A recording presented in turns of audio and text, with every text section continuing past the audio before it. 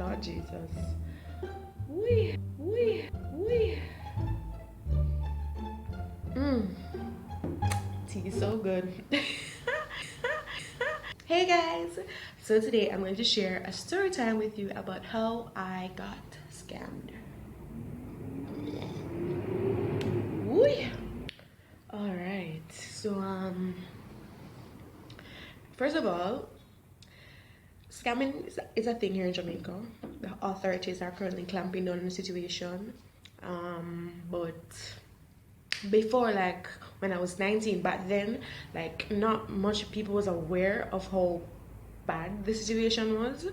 This is a case where they don't only scam persons abroad, they scam persons here in Jamaica. Now let's just clear that off the table. Anyways, like I was saying, I was 19, right?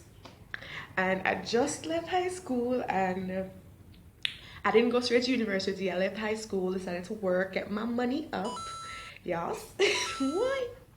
So I said, I'm a working girl and everything. Not broke like you were in high school, because in high school you can't afford shit. So I was working and everything now. And I was like, yeah, I want to go to some cool parties this year. Now, if you're in Jamaica and the Caribbean, back in them days, you know about ATI and Dream Weekend. At the time, Dream Weekend was just a few years old. So I wasn't so sure about Dream Weekend. Even though, it was on the table. So it was either Dream Weekend or ATI. So a group of friends and I were like, yeah, let's do ATI this year. And I was like, yes. Well, we weren't like yes back then, but we were like, yeah, girl. And she was like, oh, let me ask XYZ if they want to come as well. And we got a group of us together saying that, yeah, we're going ATI this weekend, this summer at the time. And we're going to have a jolly good time now. This was about, I can't remember what year it was. This was about in 2009 or 2000 no. This was either in 2010 or 2011. I can't remember. But anyways, we're like, all right, we're gonna put our money together and, get a place, pay another apartment, and have a jolly good time this summer. Anyways, all of my friends at the time had gone off straight to university, and I was the only one who skipped university that year and decided to work and save up some money. So because of that, I was the only one who had like cash to do things with, throw around with, because everybody going to school full time, so they not have the money for just indispose like that. They have to save it up over a period of time. Now, a friend of mine decided that, all right, well, both of us, she and myself, were looking for apartments where we could make our down payment on stuff. So when we pay the down payment on that apartment, that would mean that, all right, we have somewhere to stay, because ATI and Dream Weekend is kept in the Grill, Jamaica, and we are located in Kingston. So we would book the apartment because it's a whole weekend worth of parties. We would go and book our apartment down in that area, and we would stay down there and attend the parties on the strip for the weekend. I didn't find somewhere, but she did. No, I asked her, you sure this place legit? Because I know that at the time, there might be unscrupulous persons, who might, you just have to be careful, because I'm like, you don't want to take certain chances. But anyways, she was like, yeah, the apartment is legit, yada yada yada, yada yada yada yada. So we're like, all right, because she sent me the pictures. I was in contact with the guy, and he sent pictures.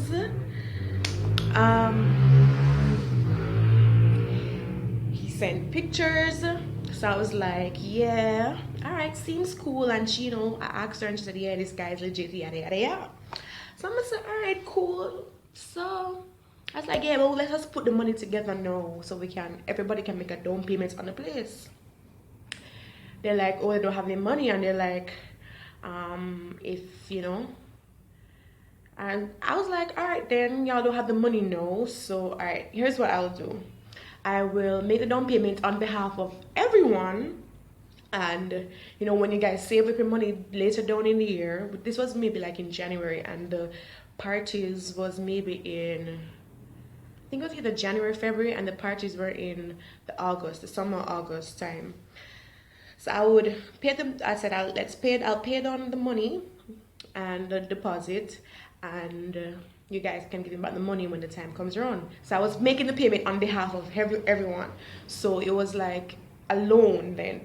It was a loan from myself. So when I paid the money, I was like, all right, okay. It's like, it's something in your don't feel right. But I'm like, yo, these people depending on me. Let me just pay down the damn money. So I'm gonna pay it down.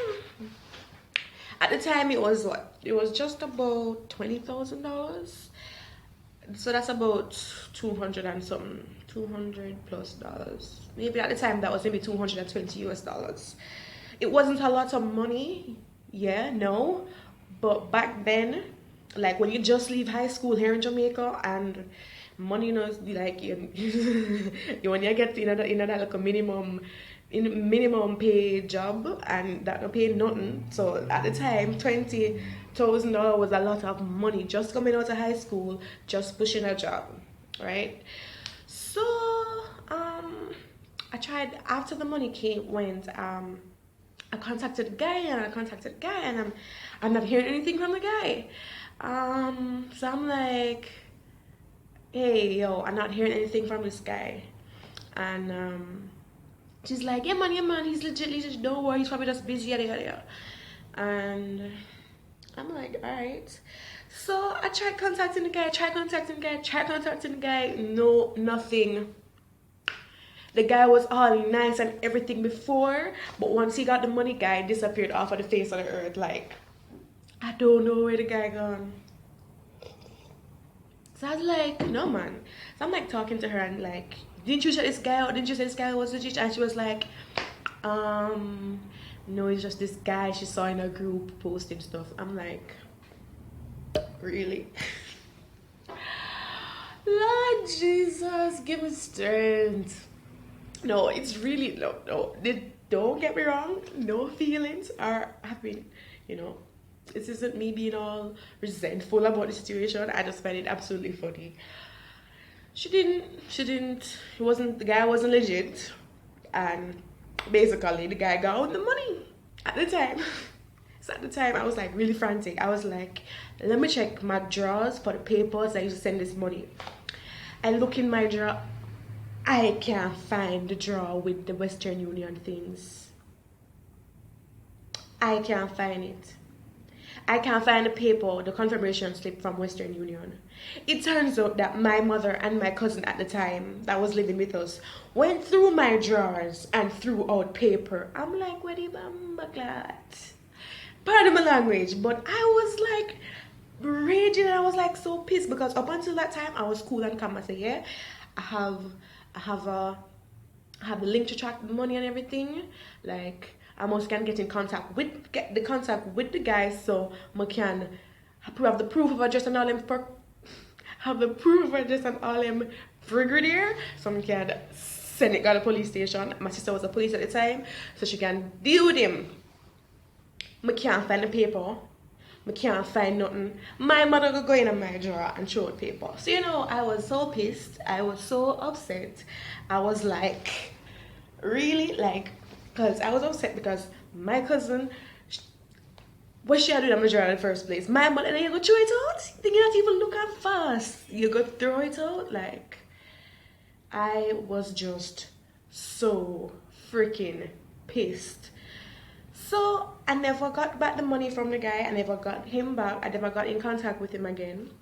My friends at the time, I didn't hear nothing from them. Nobody said, okay, it was our fault, or we contributed to Shell losing that much money. Nobody said, okay, since the money was paid on behalf of all of us, let's pay back Shell's X, let's pay back Shell's Y or nothing. Nobody looked, no. Nobody. But those things that happen are just lessons to teach you how to conduct yourself in the future, in the know. So basically, guys, that's how I got scammed.